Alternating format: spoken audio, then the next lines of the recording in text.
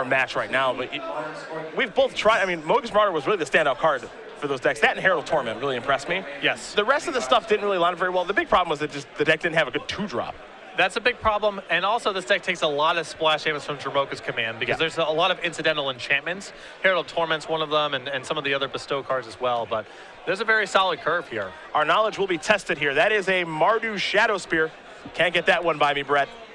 He also has a White Border Swamp, so I'm a little indifferent towards him right now. Oh no, Brett and I probably started playing Magic around the same time. Shadow Spear is going to be dashed now. Some damage will be dealt. Oh yeah. Yeah, you are thrilled, I'm sure. Here we go.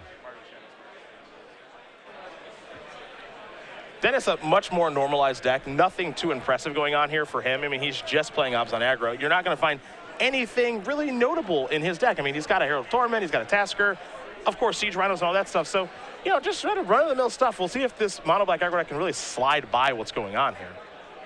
The biggest problem that I had with working on mono black aggro, and granted this was a while ago, some cards have been printed, the lack of Mutavault. You really felt it because you needed to play a lot of lands for some of your bestow cards.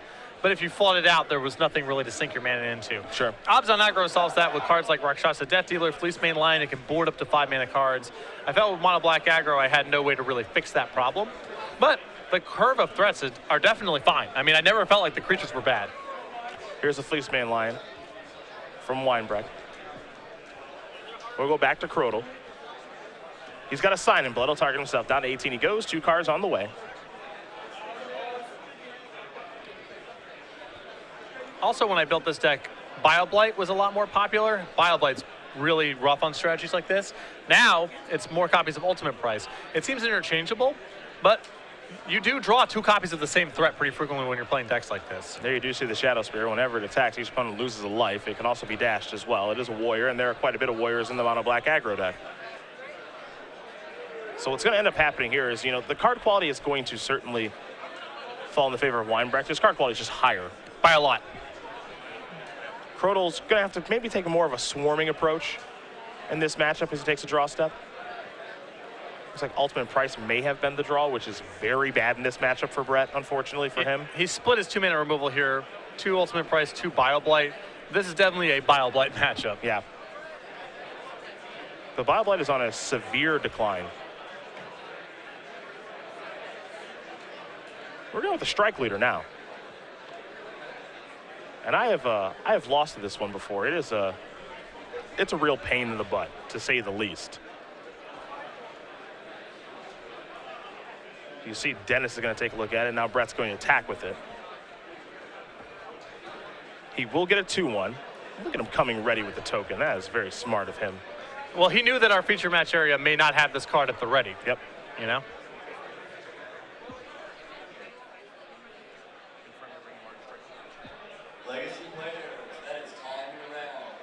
Please finish your turn and take 5 additional turns. So 2-1 warrior left behind because of the Strike Leader. There's an Urborg. Here's a Siege Rhino. And that one is, that one's even harder to beat. Yeah, 1 copy of Hero's Downfall to remove this from the table.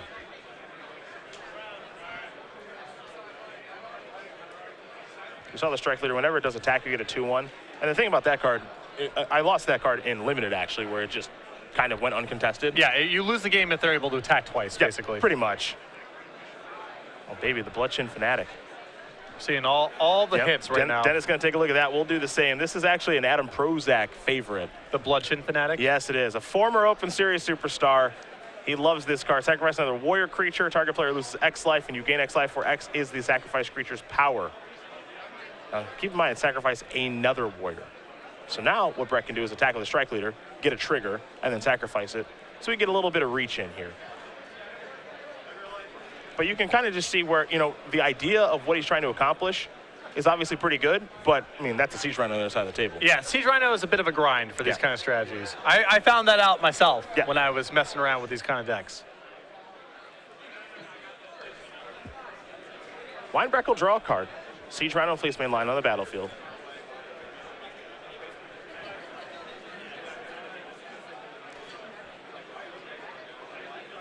There's certainly a trade in power level here, but for the Obs on aggro deck, the one thing that they you know, by playing 3 colors, you're going to have lands that are that battlefield tapped. You're going to have shaky mana. You're going to have lands that deal you damage. When you're playing a monocolored deck, you're not going to have those issues, but the power of your deck is just going to be lower. Yes. And, you know, Brett's mana has been pretty cooperative thus far, which helps a lot. So is Dennis's. Excuse me, Dennis's mana. Yeah, Sorry. I mean, both players' mana has cooperated just fine. Here's a Jamoka's command. So Siege Rhino is going to get a little bit bigger and take care of the Bloodchin Fanatic.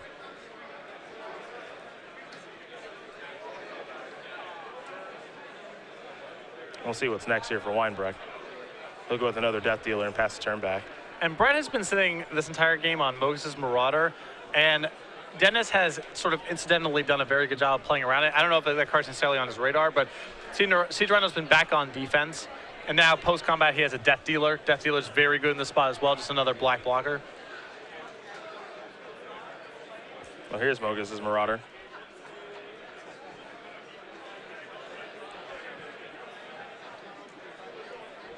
You'll get a trigger, and that's the only one that's going to attack at this point. The other one's not great attackers. Death Dealer's going to trade with Mogis' Marauder. And I like Dennis's block there. It looks kind of anemic. You know, why are you bothering to trade your much better card? But I think Dennis knows that he has such an edge in card quality. As long as he just trades off resources, keeps his life total high, eventually cards like Siege Rhino and more reliable removal spells, they'll win the day. When I'm playing against a deck like this, if I'm Dennis, and it's like, okay, you've got some cards that I don't see a lot of, and you're 9-2 just like I am, you're up to something. Yeah. You know, that's my thought process right away, which is, yeah, I might be kind of unclear what you're up to, but like, I don't know what kind of reach you have in your deck. I don't know what kind of wild cards you have in your deck that maybe I haven't thought of that exist in the format. Maybe that's how you've got your way to your 9 wins. So I'm going to make some blocks that I may not traditionally make as a result. Yep. Because you're really put in this uncomfortable position where, you know, you see the cards that Dennis is casting, a Warden of the First Tree, a Tasker. It's like, my cards are better than yours, so I just don't want to lose to anything kind of dumb, for lack of a better term. Right. And again, you're 9-2. Yeah. If this is round 1, maybe that's a different case. But yes. You've beaten 9 people in 11 rounds so far. I'm going to show you a degree of respect. Try to trade off as much as possible. Not take unnecessary shots. So ultimate price, take care of Tasker there. Swamp is land number 6. So Krodel has done a little bit of flooding out at this point. Does have another copy of Mogis' Marauder in hand. See if he's going to cast that or not here in just a moment. But he is certainly behind the 8 ball at this point. If it's Mogis' Marauder, it's probably a defensive Mogis' Marauder, which is never where you want to be with that card. Yeah. Headless Horseman. Not really a constructed standout. How dare you? There's a Merciless Executioner. That's the new version of Fleshbag Marauder. When it enters the battlefield, each player has to sacrifice a creature. Marauder's going to come in. 2 of those in the list.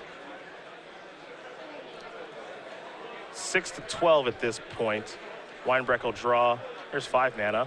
There's Herald of Torment. Going to bestow that on a Siege Rhino. I expect that actually from the mono black side of things. Yeah, I was about to say. I think we have a Herald of Torment mirror, but that's not true. Dennis has a copy. Brett has 0. That's interesting. Either way, that's going to get the job done there for Dennis. Mr. Weinbrecht does win game number 1 here over Brett Krodel. I was on aggro, up a game over mono black aggro. We'll take a look at the sideboards here.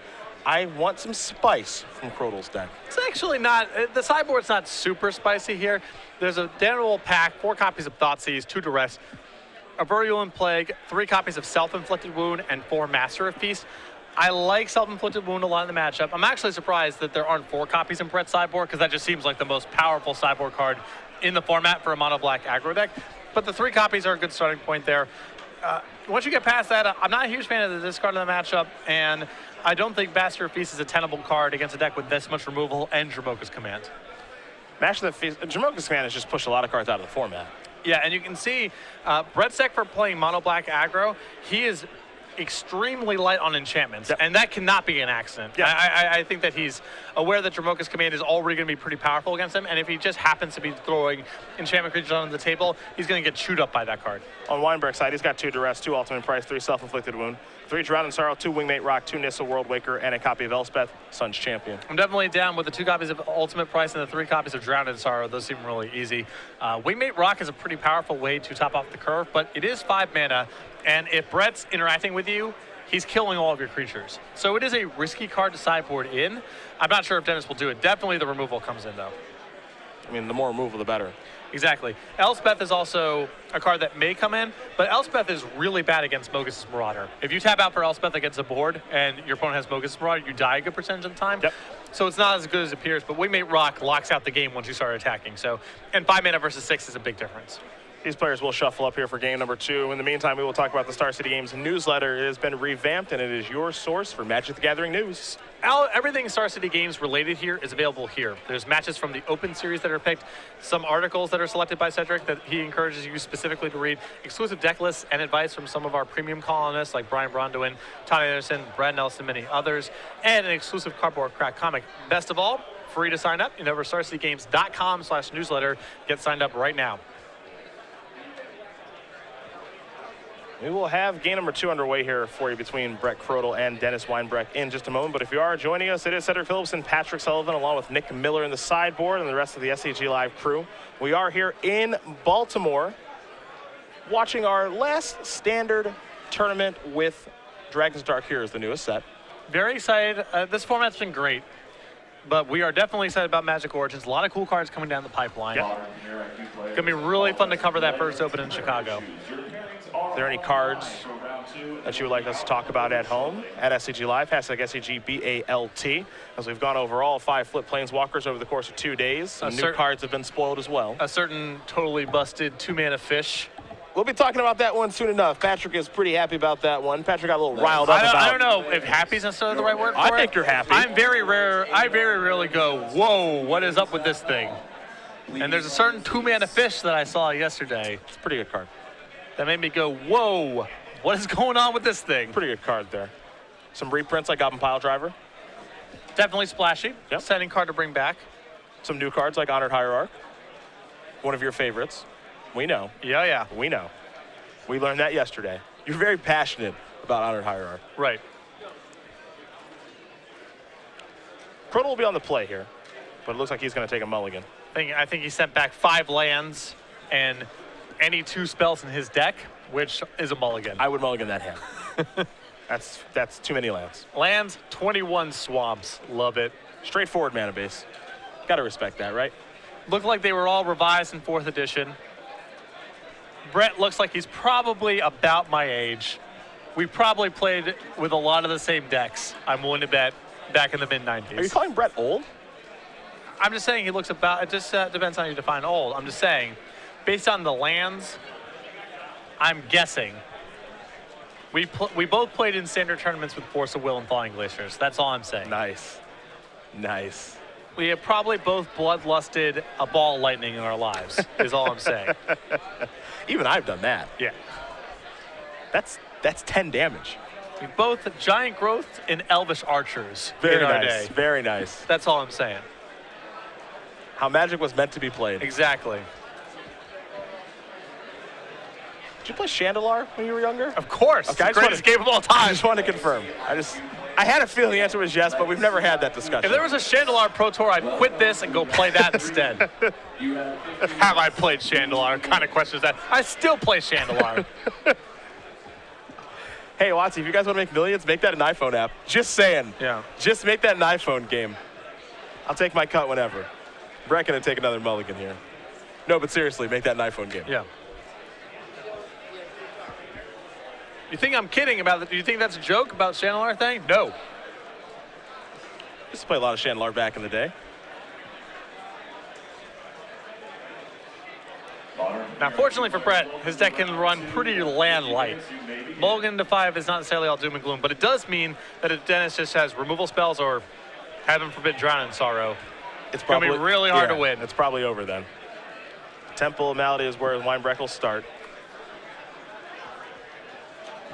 See where he wants to put that card from the scry. It's going to go to the bottom. We're going to head back Krodel's way. Sign in Blood was the draw for the turn. Play Bloodshot Rager, pass that turn back. Here's a Windswept Teeth. Weinbrecht going to go down to 19. We'll see what land he wants to search up, either a forest or a plains.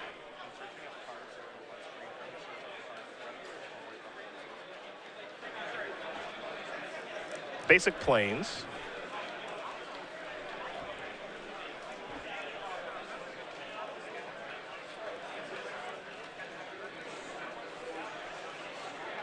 Fleecemane Lion perhaps on the way here. That appears to be the case. Well, back Krodel's way. He'll take a draw step. And the relative discrepancy in card quality defined immediately. Yep.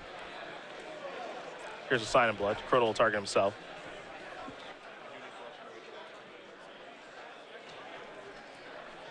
Here is a Swamp and a passing of the turn.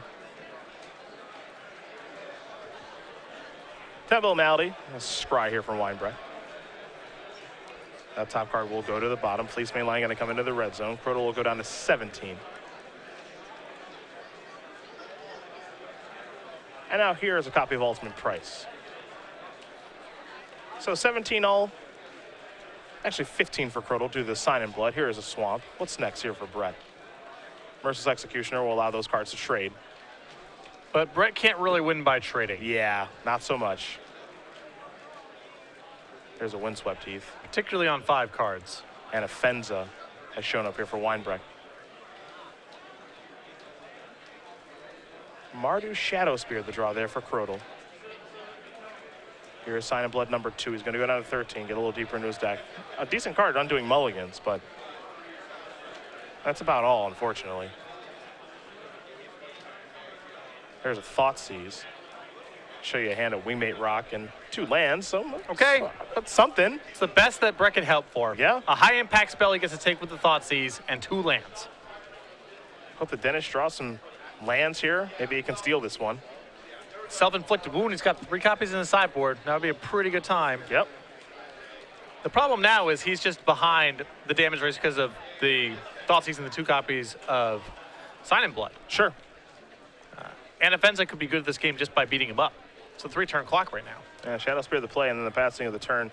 Weinbrecht going to sacrifice his Windswept Teeth. We'll have a forest or a plains on the way here in just a moment. Likely to be a forest. But he draws a removal spell. Now, there's not a lot of removal for Anafenza in his deck because it can't be targeted by Bile-Blight. So we're looking at the 3 copies of Self-Inflicted Wound. He's got 1 copy of Hero's Downfall in the deck. And I guess if his draws are very cooperative, he could simply race.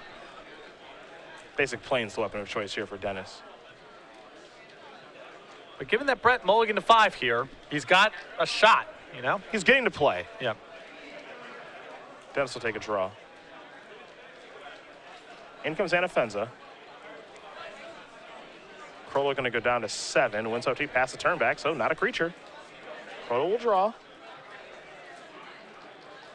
Looks like he drew another Swamp for the turn. Here's 3 mana. Looks like Mogis' Marauder will be cast. They're the attackers. Looks like it'll be 4 total. Weinbrecht going to sacrifice his fetch line yet again. We'll see what land he wants to search up, and then it'll be his turn. He'll get a basic forest this time. 7 to 11, the race is on. Again, if Weinbrecht floods out a little bit here, doesn't draw a creature. Maybe draw stuff like Thoughtseize, things that don't help. Krodel will find a copy of Self-Inflicted Wound. He might be able to win this one. Even chump blocking is reasonable. I mean, you know, if he draws even random creatures, he's got a shot. Weinbrecht will draw. Here comes Anafenza. Krodel will go down to 3. And a Siege Rhino was the draw for the turn. So that makes things pretty easy. Want indeed. Want. Dennis Weinbrecht going to win this match over Brett Krodel. 2 games to 0. Abzan aggro will take care of mono black aggro. Not really an unexpected result, in my opinion. The power level of Abzan aggro is just much higher than mono black. And one of the big problems in that matchup is Brett's way of cheating creature matchups is through Mogis' Marauder. And Dennis produces enough black blockers and has enough removal to prevent Mogis' Marauder from being lethal. There's some matchups where that card is going to do a ton of work, but Abzan aggro is not one of those. And once you don't have Mogis' Marauder as an option to cheat creatures, it's just the power level of your stuff versus the power level of their